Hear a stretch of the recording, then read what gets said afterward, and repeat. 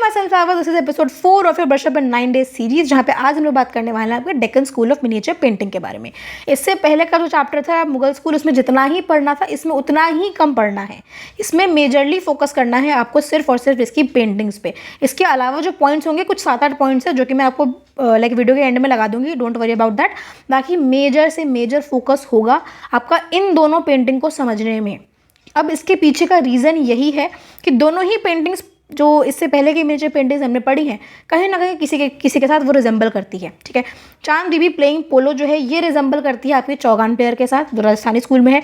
हजरत निजामुद्दीन औलिया and Aamir Khusro ये कहीं resemble कर सकती है आपके कबीरन रायदास के साथ। नो डाउट कहीं नहीं करती, बिल्कुल नहीं करती। सबके आर्टिस्ट अलग है, स्कूल अलग है, सब कुछ अलग है। पर कंफ्यूज करने के लिए कैसे दे सकते हैं, जो फीमेल्स है वो पोलो खेल रही हैं। अगर आपको अब 2 पेंटिंग के बारे में पता है तो आप कंफ्यूज हो गए उस चीज़ में। उस चीज़ से बचने के लिए जो दोनों के हिंट्स मैंने आपको प्रोवाइड करे हैं उन हिंट्स को ध्यान से पढ़ना। दोनों ही पेंटिंग्स में ज़मीन आसमान का डिफरेंस दिखाई देगा फिर।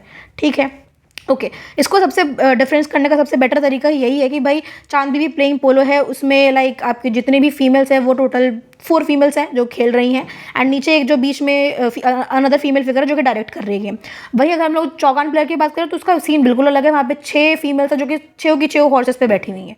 ठीक है, इसके बाद आते हैं हम लोग हजरत निजामुद्दीन औलिया और आमिर खुसरो पे। ये रिजेंबल क्यों करती है आपकी कबीरन रायदास के साथ? बिकॉज अगेन यहाँ पे भी स्पिरिचुअल टॉक्स, रिलीजियस टॉक्स के बारे में बात कर रहे हैं।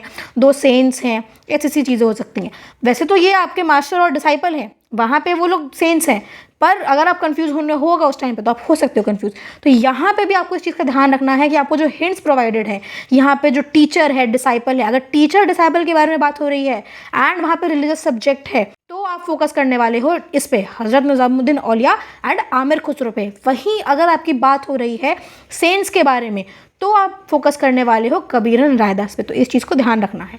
ठीक है, इसके अलावा जो कुछ इंपॉर्टेंट पॉइंट्स हैं या फिर जो कुछ चीज़ें हैं कि हाँ अब आपसे पूछ सकते हैं कि सपोज 1 अगस्त में आपसे पूछ दिया तो आप कर सकते हो ये जो पॉइंट्स आपको मेंशन है नीचे। ठीक है, इसके अलावा वैसे मैं ये चीज़ और मेंशन करना चाहती हूँ कि देखो 95% से ऊपर के लिए, 95 इनफैक्ट मैं कहूँगी एक बार को 97% से ऊपर के लिए आप जो मैं आपको हर चीज़ प्रोवाइड कर रही हूँ वो आपके लिए आराम से स्कोरेबल है। ठीक है, पर if you want to score 100 ना, आई वुड रियली रिकमेंड कि सब पढ़ के जाओ, क्योंकि एटलीस्ट रीड कर लोगे, पढ़ के इन द सेंस रीड कर लोगे तो कुछ आइडिया रहेगा। वरना इतने से आप आराम से 95 to 97% से ऊपर लेकर के आ जाओगे।